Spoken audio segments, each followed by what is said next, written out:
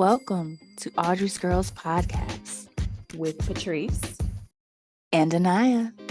Sit back, relax, and enjoy the conversation.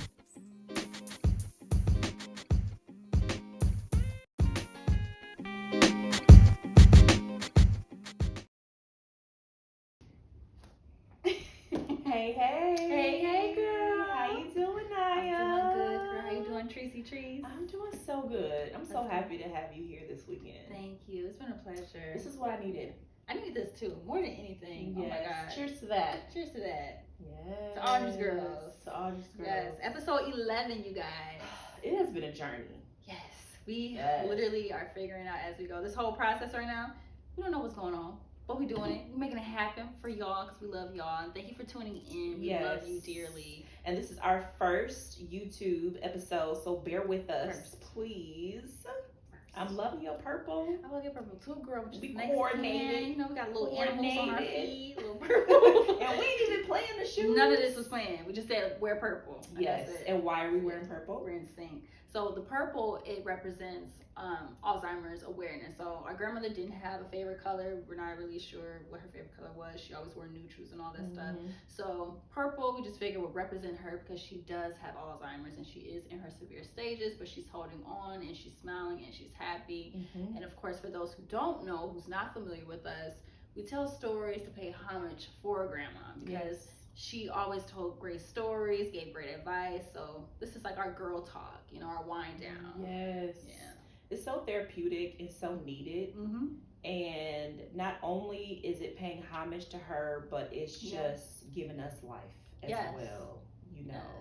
And it's raising awareness for certain things, not just Alzheimer's, but mental health awareness.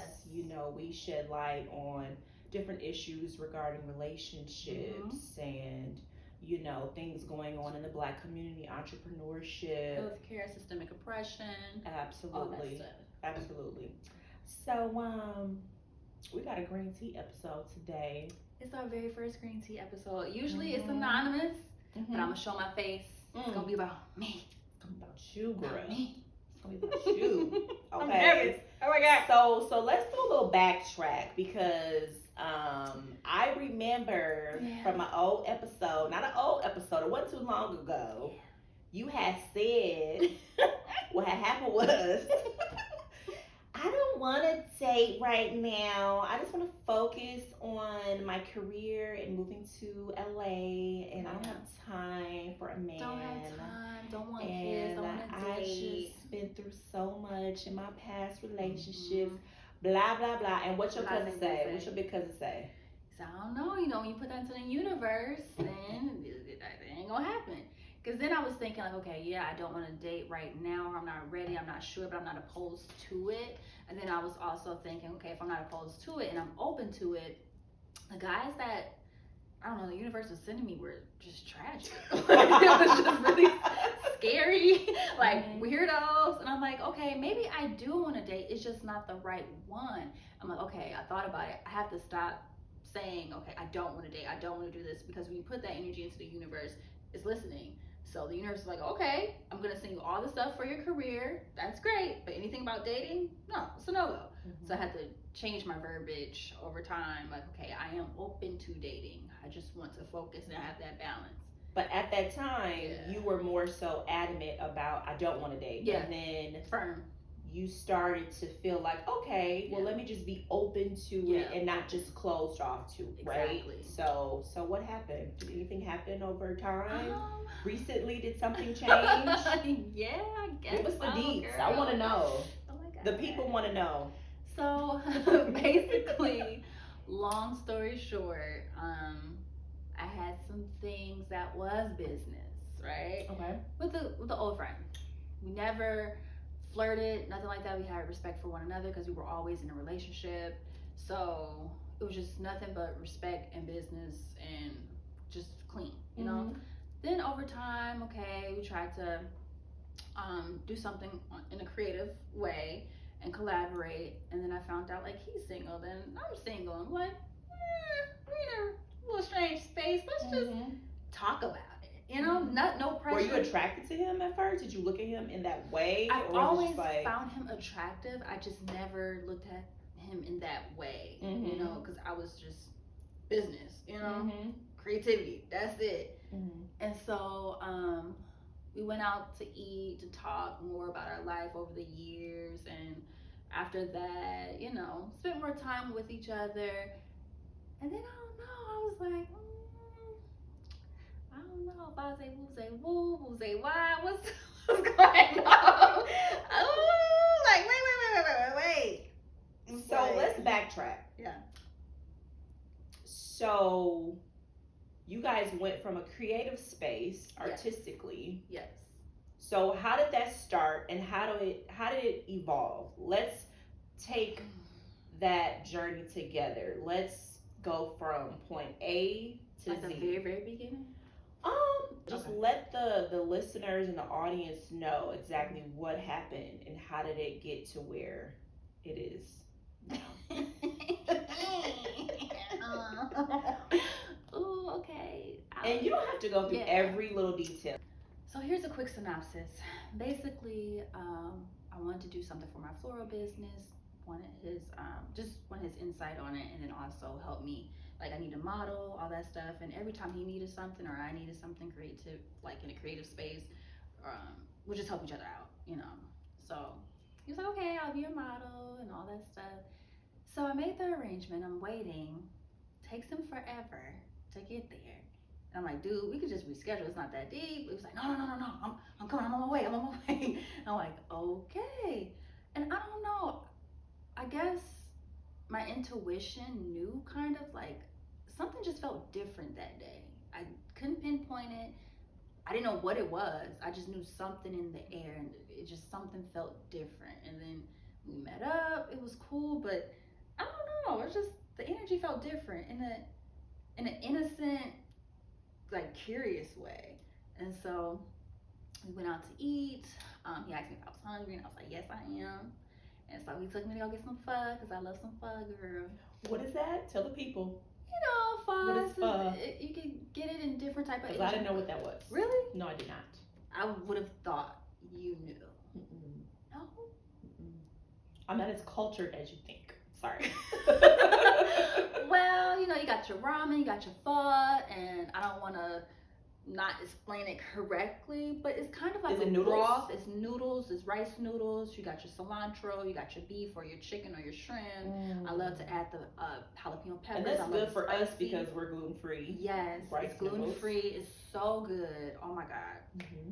So yeah, we went to go get that, and we're just talking about life and my 4-year relationship, his relationship that lasted almost forever, and just how things didn't work out on my end or his end, and how we're just like in a space that's kind of weird, just in limbo, trying to figure everything out and just trying to focus on our career.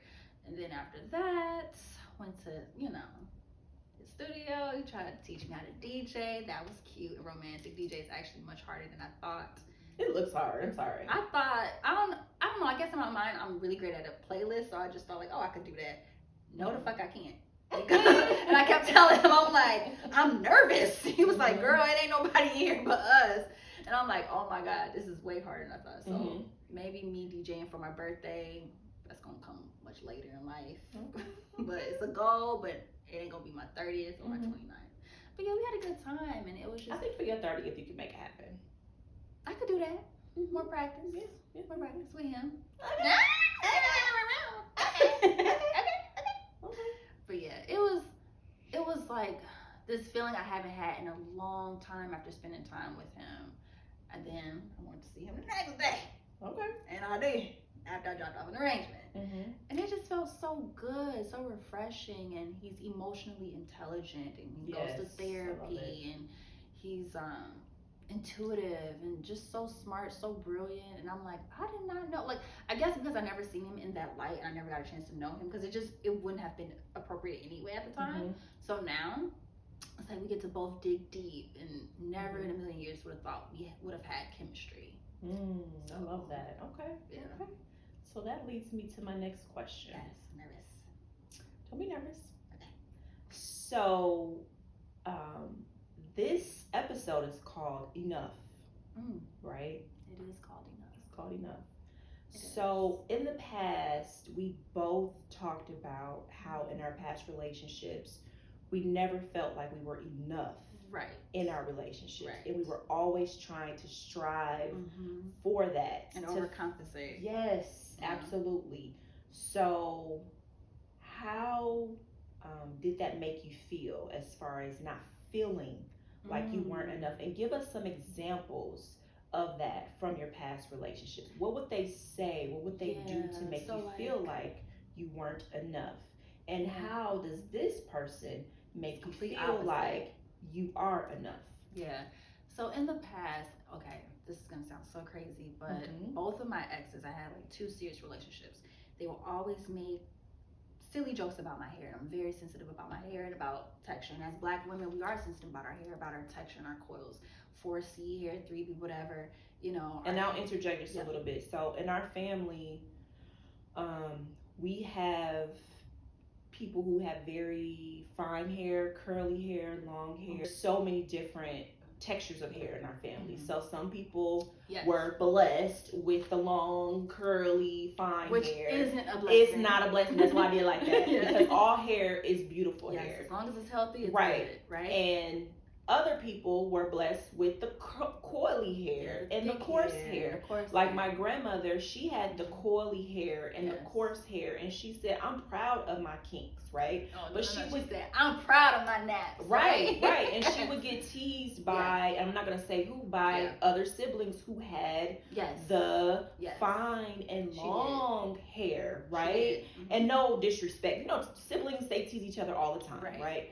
But you know, that it hurts, you know what I'm saying? And it's always that comparison, even with your own family members. Exactly. And that's where it starts. It starts there. It starts in your family. With family. You know, you got just like Haley got the, you know, the curly. Yes. And it's just like, we shouldn't be comparing each other. And you don't understand how deep that can hurt. Yes. You know what I'm saying? So I just have to interject and say that. Yeah, and I want to piggyback off of that just real quick. Like, I'm blessed that in my household, my little sister, and that's not a thing, but you know, for so many people, it really is a thing. And so with my exes, they will always talk about like my hair texture, like, dang, your hair nappy, or you know, like it's just, it don't feel good because you're not. It's not a like joke. You're less than because your hair. And then they will talk about you have beautiful hair. Exactly. I love my hair. I love my kinks. I love my curls and coils and stuff. I love my 4C hair. It's beautiful hair. But that was something that really stuck with me because it was both exes always making a joke. Or like, oh my God, remember I was in the shower with my ex, my latest ex, and I told him, like, I don't want to get my hair wet and all that stuff. You know, we're in the shower, I'm trying to be sexy. I don't want my hair to get wet because it's gonna, you know? And although it's nothing wrong with that, but in that moment, I just didn't want to do that because then I'm gonna have to detangle. It's a whole process with her. Little shrinkage, you know what I'm saying? And I just didn't want to go through that. And I'm like, I'm already tired. Why would I want to detangle my hair and all that stuff? That's silly. Like, I want to just be cute, we kiss, whatever. And him being this narcissistic control freak, getting my hair wet, and you know, it shrivels up, and I'm like, okay, whatever, we're here now. And he was like, you look like Don King. That's so messed up. Like, what the fuck? Like, what? Like, I'm trying to be cute and sexy. I'm naked, obviously. I'm in a vulnerable space. My temple is out. So it's like, you don't tell me I look like Don King. Like, you're not trying to make me feel good about myself. You're so actually taking a dig. So it was just little things like that, or like my weight, like, oh, you're too skinny, or you do this, or oh, you're gaining weight. It was always something, or like your gap is coming back. Or your retainer, or it's just always something. Just, oh, your hair's not done. Why don't you dress up for me when I dress up for myself, first of all? But it's just that, you know, for your wedding, my ex at the time, who was just controlling and abusive, he would just make little digs and try to gaslight me and always say, like, you don't dress up for me, you don't do this for me, and all this stuff. And really, it was just his own ego and stupidity. So it was just a lot of stuff like that I would, you know, I know it wasn't true, but unknowingly I was internalizing that. Yeah, they was just trying to break you down so you would stay with them to make you feel like you couldn't do any better. Exactly. You know what I mean? It was all a mind game. Yeah. Sadly. So we're not gonna give him too much attention. We're not gonna give those guys too much attention.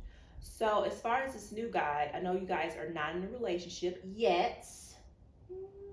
And I'm not trying to put too much pressure. Maybe never. Maybe Right. I'm not trying to put too much pressure on this new guy, but this new situation. How does he make you feel enough? Because we have talked about that, and he does make you feel enough. It is. Yeah. He makes it easy. He makes you feel like you can be yourself. Peaceful with him. Right. Yeah. So explain that to us a little bit. Yeah, with him it's just I don't have to think too much, or even when I already try to take a dig at myself because it's like I'm trying to beat him to the punch. It's like actually no.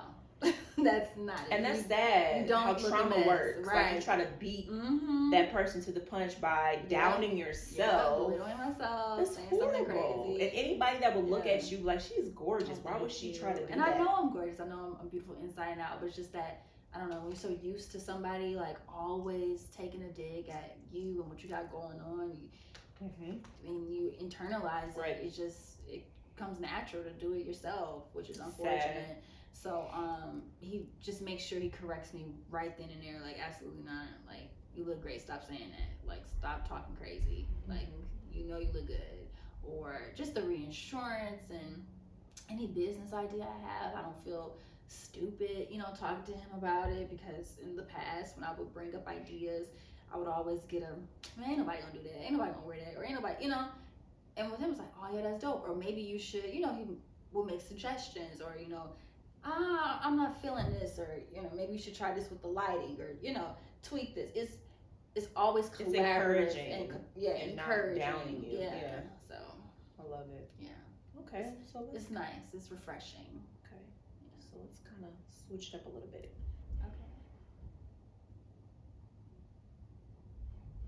Okay. So how's the celibacy journey going? Celibacy? Yeah, girl. So how long has the celibacy journey been? How long has it been? 4 years? The goal was 5. 5, okay. It's been 4 years and 4 months. Okay. So when did it end? I didn't even say it ended. I mean, you said, okay. It ended, you guys. It ended.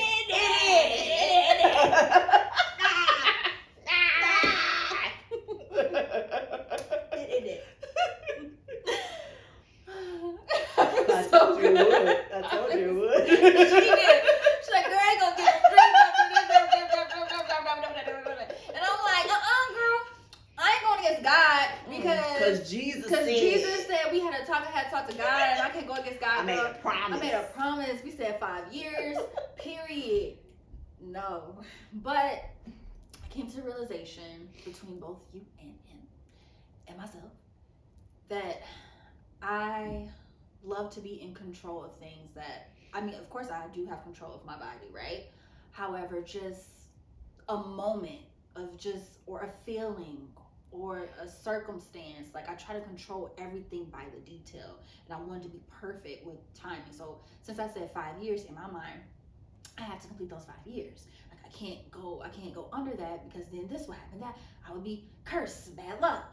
I would do all that unnecessary bullshit to myself and try to sabotage my brain into thinking, or trick my mind into thinking that something bad will happen if I don't do things perfectly.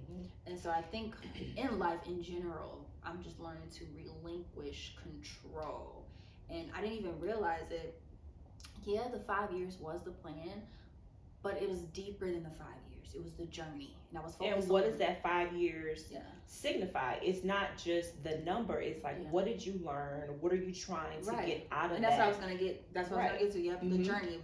It's more so about the journey than the actual time itself. And I fulfilled my promise to God with my journey, my spiritual journey. I've been there, done that. So the 5 years. And that's all that matters. Exactly. In the 5 years, it would have been like, okay, great, but you could have did it earlier or whatever.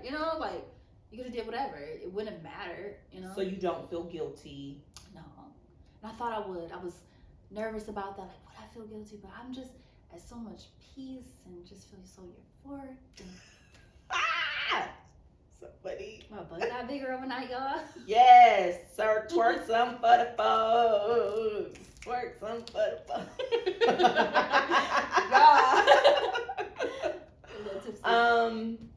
So since this happened with this particular friend, do you feel more possessive over him? That is what I was really because let's be honest with the good girls, right? The good girls who, and I don't want to call them good girls because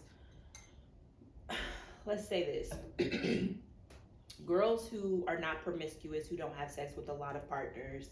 And I'm not saying women who have sex with a lot of partners aren't good girls. I'm just saying women who don't have sex with a lot of partners, you know, they are more possessive over their partner. Yeah, you know, because it's like you're my one and only. Right. You know what I'm saying? I'm only giving myself to you. Yeah. So you better not be going around with nobody else. Exactly. So is that you with him right now? Not at all. Okay. And I was afraid of that. So you're okay with him being sexually active with other women right now? If he were to go and have sex with someone else tomorrow. Yeah. But I can't say that I would still be open to continuing that physical relationship. So if he were to tell you like, hey, I'm still messing around with so-and-so and so-and-so, then you would cut that off with him. Is what you're saying? I might, and then I don't know. I think because like, it's kind of like a sharing souls type of thing. Yeah, and if you're like dabbling in other, other energies, like I don't want to play around with that. I got you. So it's like, although like make up your mind, sir. Yeah, like if he's dating other people, I wouldn't care, but physically, I'm like, okay, now you gotta be exclusive in that way. In that way, because everything sexual to me is spiritual. So if he's doing XYZ with other people, which is completely fine, don't care, grown man, single, live your life. You need to live your life. However, I just wouldn't be able to be there for him in that capacity because it'd be too messy for me. So let's flip it. Mm-hmm. Let's say he wanted to be in a relationship. Mm-hmm. You know, and I'm not going to put too much of his business out there. Yeah. But what if he said, hey, I know what I want. I know what my past was like. Yeah. I know what my options are. Yeah. And I know who I want. And I want you. And I want you now. Exclusively. Yeah. What would you say? No. Why? I'm not ready. Why are you not ready? It's like dating is good, but relationship right now? Not thinking about him and what he deserves because of his past. Not and him. He just Me. got Not yes. him. Not him. What about it's all you? About me. I'm not ready. Why are you not ready? I'm going to LA. I'm about to live my life. Live your life as of what? I just want an open door for a little while longer. At least 5 years. A relationship right now? No. I'm in my selfish phase. I deserve it. That's good. So it's like everything right now is about Anaya. So are you okay with him knowing that? If he sees this episode and he sees that, oh, she's selfish right now. Yeah. Oh, she about to live her life in LA. Oh. Yeah, because he needs to do the same. We deserve that as humans. Because for me now, it's not even about like, oh, I like him, he like me, or whatever. It's like a human, like I take everything at like, I try not to go too deep with things all the time. So it's face value right now. It's not face value. We have a deep connection. Okay. So that's true. We have a very deep connection. However, it's just that we've been in relationships all of our life to the point you need where that break. Like, you need to know what it feels like to not be an individual first. Because if you rush into something, then same patterns can come into a relationship, and maybe my insecurities can come into the relationship. Maybe things that he's not too certain on can come, and his fears of whatever. You know, it's too messy. It's like we need to be by ourselves as adults first for a long time. So what do you want from him right now? Friendship. And what? Intimacy. So for the next year or so, you're living, I'm not going to say where you're living because I don't know if you want the public to know, but you're living fairly close to him, and you guys can see each other every month. So you guys are seeing each other every month before you go to LA, right? You're intimate. and you're okay with just that for now, talking on the phone regularly. Because I can see my future with this person. I've told him that, like, okay. I did tell him, like, he is what I want. That was my next question. Is he your ideal man? Yes. Down to a T. He is exactly what I want. However, the timing is just... Because you guys are very young. Very young, and everything is still fresh. Although I haven't been in a relationship for 4 years, it took me a while to heal from all that trauma, you know. Yeah, you have been through a lot. Yes. So it's like, now that I've overcame that, now it's time for me to just have fun and be cute and go out and do adult things. Because, you know, I've always been the person that, you know, I was helping my grandfather when he was sick. You know, now I'm helping grandma. I never had this, like, adult experience with going out. Yeah, I take trips often, but that's as adult-ish as it gets for me. I never, like, went out randomly and did whatever. You know, it's just like... this is your prime. Yeah. Like, you sacrificed so much of your 20s to your relationship. Yep. And then to grandma. So now it's like, okay, your late 20s and your 30s is going to be to, this is me, this is my selfish time. Yes. And I definitely understand. And I think you are not wrong for it at all. Yeah, thank you. Yeah. So yeah. See if I missed anything. That was a really good question. I'm like, ooh, I don't want to say too much. Yeah. So we've actually hit everything. Really? Yes, we did. Damn. I'm there.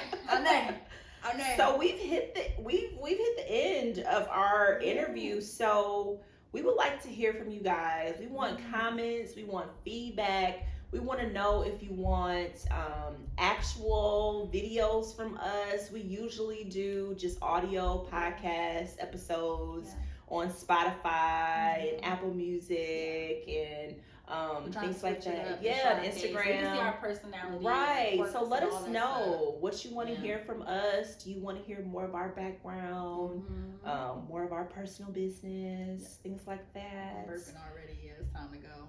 What happened? I'm burping already. Oh, look. Just so you know, we're goofy, we're transparent, we're real, we're outgoing, we're down to earth.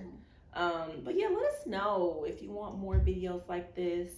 But we're excited for the new year, for what's to come. Yes. Audrey's Girls is like, it's not just a podcast, it's a movement. Yes. And there's so many things to come. We're not going to say too much, but there's so many things to come out of this. And I know that Grandma is proud of us, and she will be proud of us. Yes. So yeah, until next time. Until next time, girl. This has been good, girl. Let's do a little cheers. This is our very first video. We've been, you know, stopping and going, but we got it though. We got it. Yeah. Bye, y'all.